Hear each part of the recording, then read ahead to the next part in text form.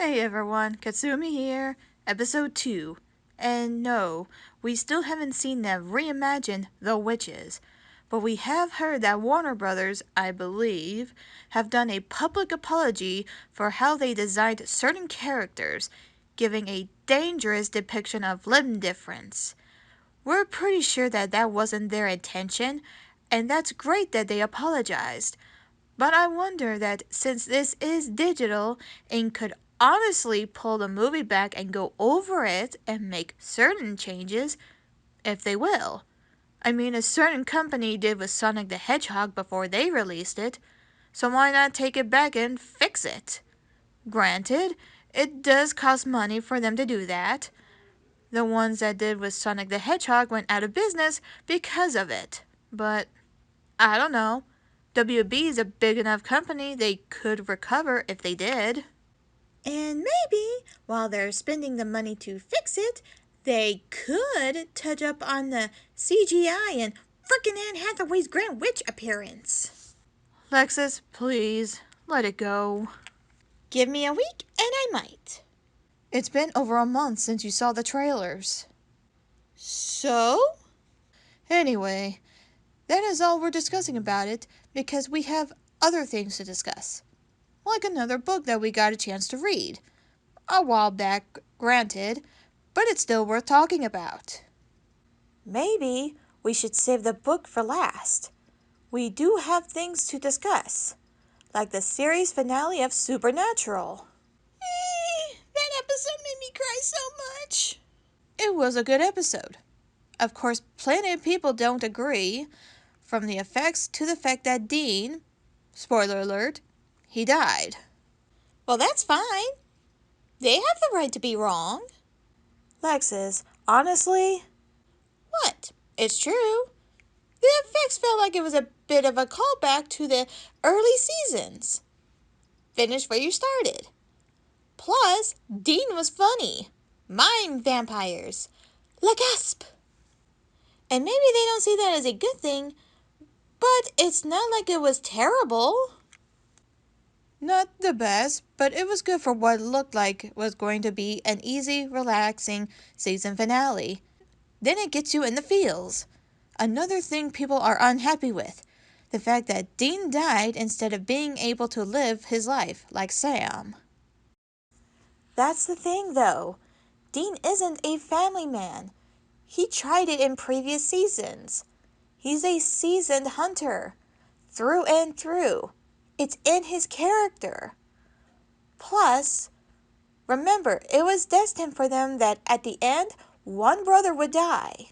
Yes, it wasn't because of the other brother, but at the end, a brother still had to die. Looking at the character, if Sam had died, Dean wouldn't have settled down. He would keep hunting until he either dies as an old man or he gets taken out. That's not a happy ending for him. It's easy to see that when Dean realized that he was not going to survive that spike and he was slipping away, he made peace with himself. He was at peace. For Dean, that is a happy ending. He got to go peacefully with his brother by his side. He got to go to heaven, see Bobby, know that his parents are there together, that Cass and Jack are up there as well, and he got to have baby, and for once, not have to drive up to hunt monsters. He just drove.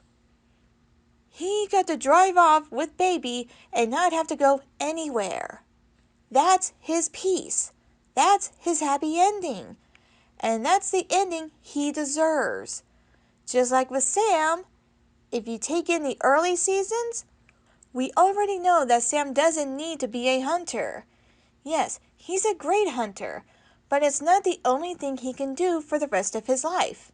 And honestly, who could see Sam hunting without Dean beside him? I don't think he could either. LA's not full-time.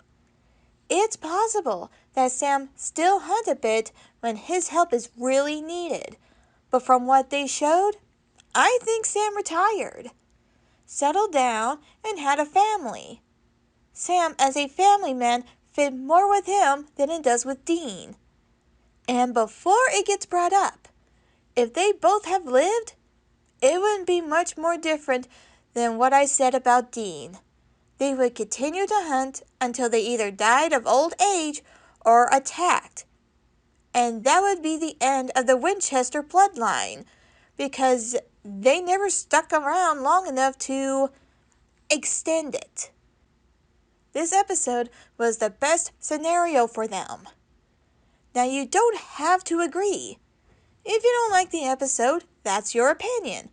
But by story point, this was the best way for them to end it. Both brothers getting peace and their own happy endings, which still ended with the brothers meeting up again. All good points, and who knows? Sam's son, Dean, maybe he'll continue to hunt for his father, if he wants to. He does have the family tat, and that could be a spin-off series or even a 25th anniversary episode. That would be a good way to get the hype back up if it actually dies. Maybe, but we'll see in 10 years. So, what else is going on we could talk about before the book? The election? Nah, creator said to leave talk of political and religion out of the podcast. This is supposed to be for fun things, not BS stuff. I got something! A manga we just finished reading a while back. Beastars! That's right, but we only read one book. It's still something worth talking about. Plus, also watch the anime. So there's something still to discuss. True. Beastars is like the rated R version of Zootopia. I say rated R because the topic of discrimination between herbivores and predators is more noticeable, and bunny sex. It's hard not to notice the sexual content in this. The anime does a great job following the manga from what I can tell. I'm still waiting to get book 2 and for season 2 to come out. Maybe we can bug the creator to get season 2? Not with Christmas coming up. Christmas! Yee! Anyways, with that said, let's get on to the book we're supposed to be discussing. Daughter of Ash, Bitter Ashes series written by Sarah Rothel. I think that's how it's pronounced. It's about a woman, Madeline, who believed that she was cursed. She can touch someone and they die, and she would feel the victim's last emotion before dying. Then she gets kidnapped and brought into basically the Fae world, where nothing is as simple as it seems. Not all gods are good, and her ability plays a big part of it. She's basically death, or in the book, she's called basically their executioner. What did you two think of the book? It has a Tolkien feel to it. It mostly takes place in that sort of world, but also in modern Earth too. So it's a nice concept. It's well written and mostly easy to understand. I like it. I would totally read the second. The story? She's a magical executioner. And at least the characters aren't cookie-cutter ones.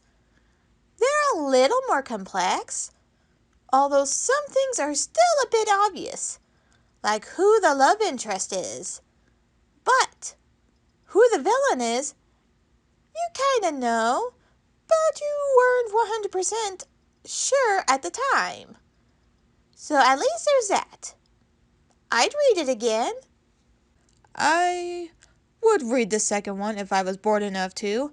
Story is good, characters are good, it's well written, but it didn't make me want to jump into the next book when I finished. It didn't excite me a lot when I was reading it. It might be just because I'm not a big reader. I like reading enough, but it doesn't excite me. I might not want to read the book again or read its sequel. It was interesting and enjoyable, but not sure if I would read the second one. I'm just not sure if I would actually read its sequel when I have other ones I could be reading. With that said, I give it a 4 out of 5. Agreed. 5 out of 5 for me. With that said, I think this was a good second episode. Let us know what you think. hit that thumbs up and let us know what you think of it. You two got anything you want to add before we finish up?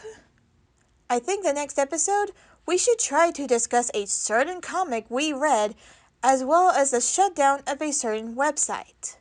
That's a good idea. Lexis? It's Christmas! And we have started that now.